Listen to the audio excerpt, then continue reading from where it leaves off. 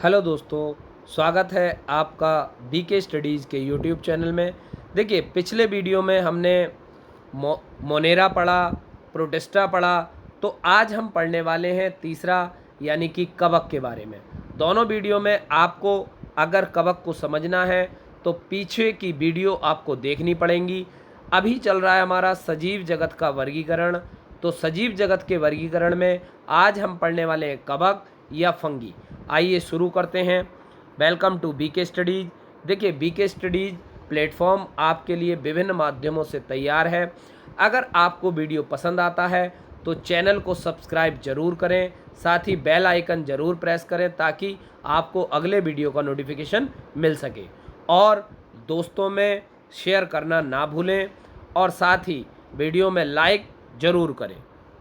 आइए शुरू करते हैं आज का टॉपिक, कवक या फंगी।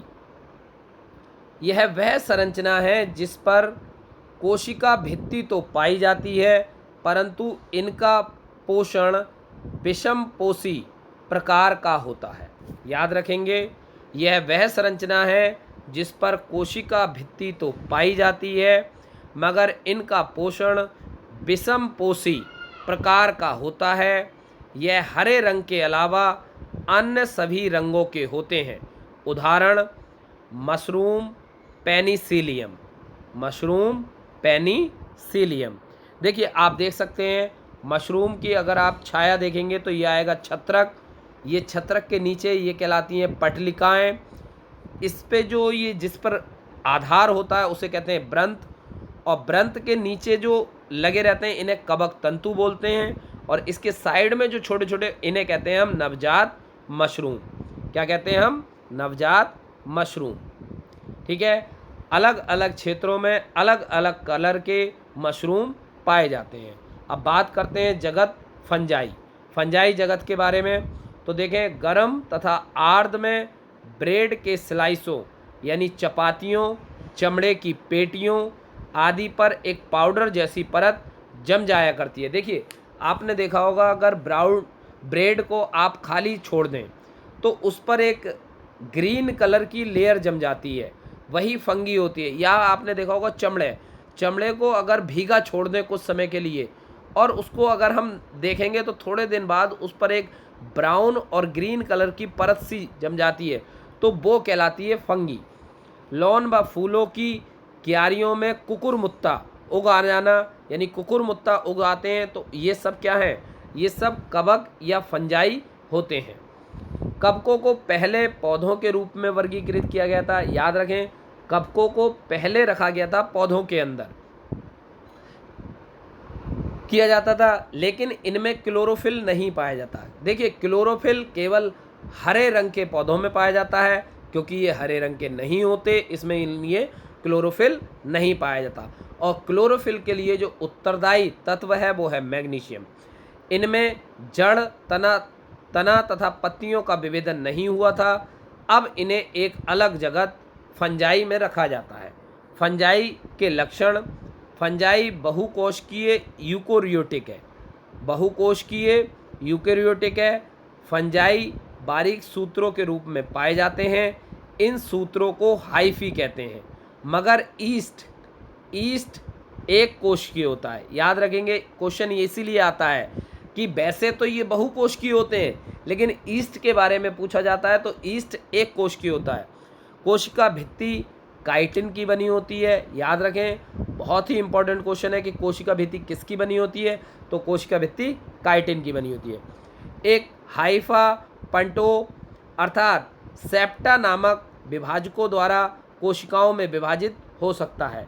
पंटे में छिद्र होते हैं जिसमें से होकर साइटोप्लाज्म स्वतंत्र रूप में बह सकता है।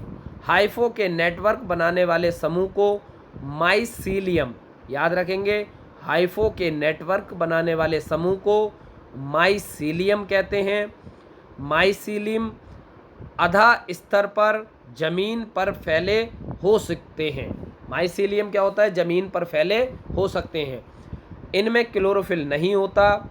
वे अवशोषण द्वारा पोषण प्राप्त करते हैं। वे क्या करते हैं? अवशोषित करते हैं, उससे ही पोषण प्राप्त करते हैं।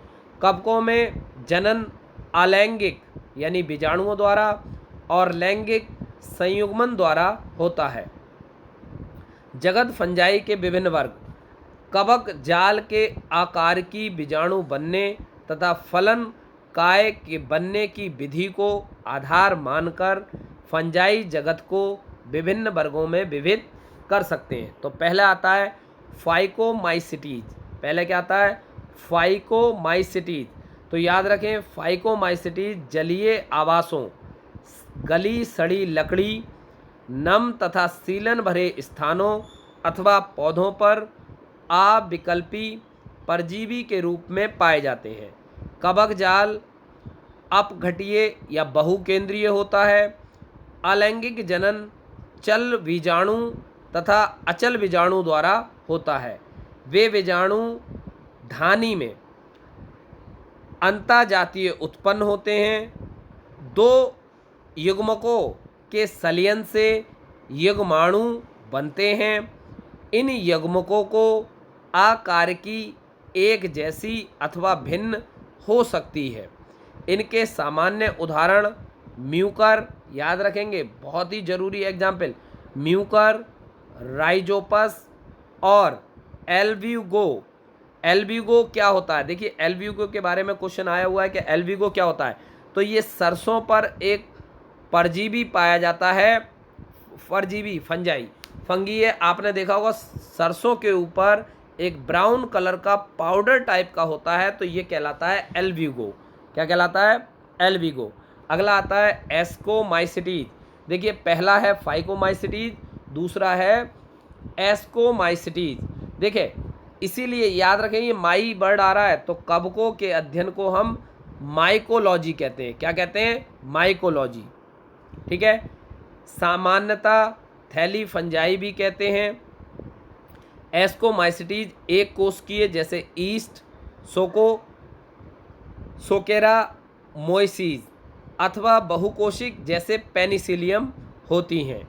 यह मृतजीवी, अपघटक, परजीवी अथवा मलरागी पशु विष्ठा पर उगने वाली होते हैं। कवक जाल शाखित तथा पटीय होता है। अलैंगिक बीजाणु कोनिडिया होते हैं, जो विशिष्ट कवक जाल जिसे कोनिडिमिडर कहते हैं पर वही जाति रूप से उत्पन्न होते हैं। कोनिडिया अंकुरित होकर कवक जाल बनाते हैं। लौंगक बीजाणु को एस्कस बीजाणु कहते हैं। ये बीजाणु थैलीसम एस्कस में अंतर्जातीय रूप में उत्पन्न होते हैं। ये एसायर यानी एक वचन एसेकस एक वचन एस्केस विभिन्न प्रकार की फलनकीय में लगी रहती हैं, जिन्हें एस्कोकाएँ क्या कहते हैं? एस्कोकाएँ कहते हैं। इनके कुछ उदाहरण एस्परजिलस का क्लेविसप व न्यूरोस्पिरा हैं। न्यूरोस्पोरा का उपयोग जैव रासायनिक अथवा आनुवांशिक प्रयोगों में बहुत किया जाता है। इसी कारण यह पादप जगत के ड्रोसोफिला के समान प्रसिद्ध है। इस वर्ग में आने वाले मोरिल तथा बफल खाने योग्य होते हैं। याद रखें, मोरिल तथा बफल खाने योग्य होते हैं। इन्हें शशुबादु भोजन समझा जाता है। इन्हें शशुबादु भोजन समझा जाता है। अब आता है वेसिडियोमेमाइसिटीज। तो याद रखें, वेसिडियोमेमाइसिटीज के ज्ञात सामान्य प्रकार मशरूम, ब्रैकेटाइंजर अथवा पफबॉल है। यह मिट्टी में लट्ठे तथा वृक्ष के ठूंठों पर तथा सजीव पादपों के अंदर परजीवी के रूप में उगते हैं, जैसे किट तथा कंड को कहते हैं हम स्पट। कवक जाल शाखित तथा पटीय होता है। इसमें अलैंगिक बीजाणु प्रायः नहीं होते, लेकिन कायिक जनन विखंडन विधि द्वारा बहुत सामान्य है। इनमें लिंगक अंग नहीं होते। लिंकन इसमें प्लाज्मोगेमी विभिन्न स्टर्नों वाली दो कायिक कोशिकाओं अथवा जीन प्रारूपों के संलयन से होती है। इसमें बनने वाली संरचना द्विकेंद्रकी होती है। इसमें बेसिडियम बनते हैं। बेसिडियम में केंद्रक संलयन क्रियोगेम तथा मियोसिस होता है, जिसके कारण 4 बेसिडियम बनते हैं। बेसिडियम बीजाणु बेसिडियम पर बहिर्जातीय उत्पन्न होते हैं। बेसिडियम फलनकाय में लगे रहते हैं, जिसे बेसिडियम कार्प कहते हैं। कुछ सामान्य उदाहरण एगेरिक्स यानी मशरूम, ऑस्ट्रिलेंगो कंड तथा पक्सनिया किट फंगस है। अगला आता है ड्यूटीरोमाइसिटीज। ड्यूटीरोमाइसिटीज इसे प्रायः अपूर्ण कवक भी कहते हैं, क्योंकि इसकी केवल अलैंगिक अथवा कायिक प्रावस्था ही पाई जाती है। जब इस फंजाई की लैंगिक प्रावस्था की खोज की जाती है, तब उसे उचित वर्ग में रख दिया जाता है। यह तभी संभव है कि अलैंगिक तथा कायिक प्रावस्थाओं को एक नाम दे दिया गया हो और उन्हें ड्यूटीरोमाइसिटीज में रख दिया गया हो, और लैंगिक प्रावस्था को दूसरे वर्ग में। बाद में जब उनके अनुबंधों मतलब कड़ी का पता लगा और फंजाई को उचित पहचान हो गई, तब इन्हें ड्यूटीरोमाइसिटीज से निकाल लिया गया।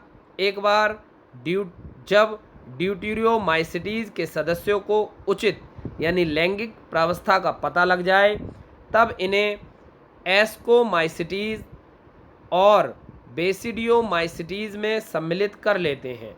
ड्यूटीरोमाइसिटीज केवल अलैंगिक बीजाणुओं, जिन्हें कोनिडिया कहते हैं, से जनन करते हैं। इसके कवक जालपटीय और शाखित होते हैं।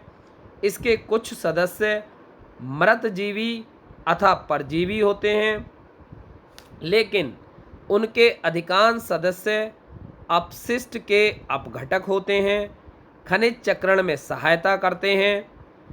इसके कुछ उदाहरण अल्टरनेरिया, कोलेटोटाइकम तथा ट्राइकोडर्मा हैं। अब आता है लाइकेन। याद रखें, लाइकेन शैवाल और कवक के मध्य की कड़ी। पूछा जाता है कि कवक और शैवाल के मध्य की कड़ी क्या है? लाइकेन। ठीक है, लाइकेन शैवाल तथा कवक के सहजीवी के रूप में शैवाल घटक को फाइकोवियांट तथा कवक घटक माइकोवियांट कहते हैं, जो क्रमशः स्वपोषी तथा परपोषी होते हैं।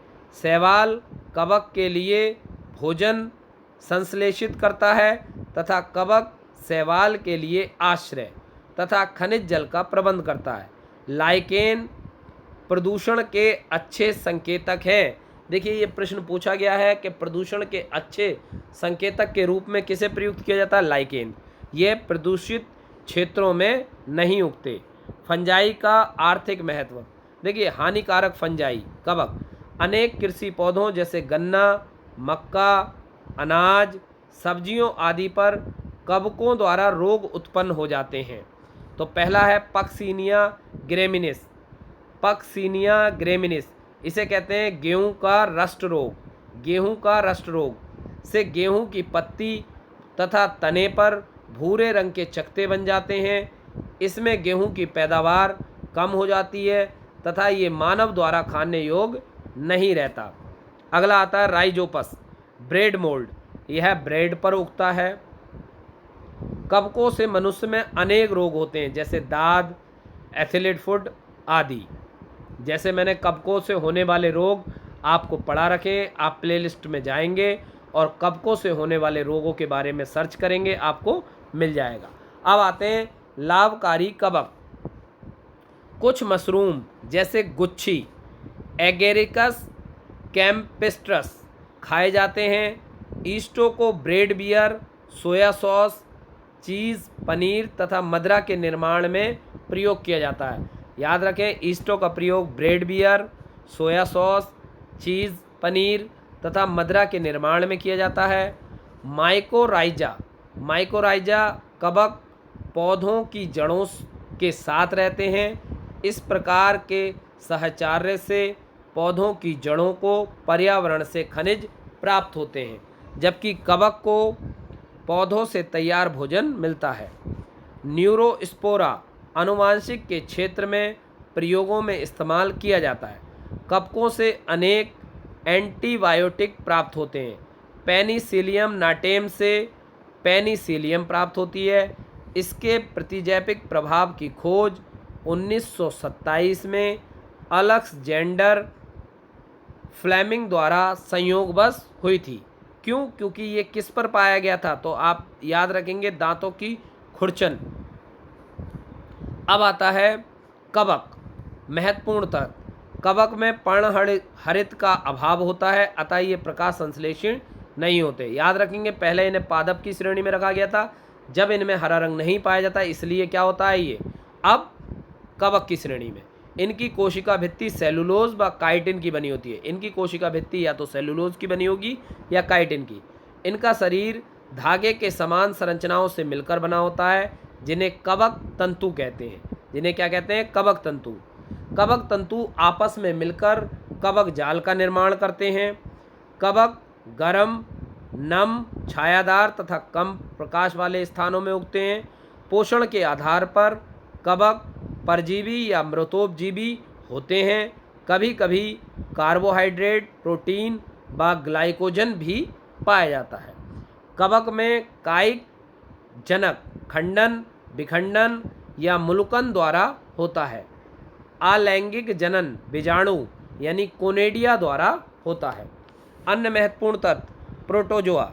देखिए, प्रोटोजोआ में पिछले वीडियो में पढ़ा चुका हूँ, यहाँ मैं केवल आपको एक रिकैप करा रहा हूँ। प्रोटिस्टा वर्ग में रखे गए ये जीव परपोषी होते हैं। गति करने का आधार पर ये 4 प्रकार के होते हैं, मैं पीछे में पढ़ा चुका हूँ। अमीबीय प्रोटोजोआ ये स्वच्छ जल, समुद्र जल और नम मृदा में पाए जाते हैं। कुटपाड़ों की सहायता से ये गमन व शिकार करते हैं। इनके कुछ सदस्य परजीवी होते हैं, उदाहरण अमीबा। फिर है कसाई प्रोटोजोआ, ये स्वतंत्र या परजीवी होते हैं। इनमें गति करने के लिए कशाब पाए जाते हैं।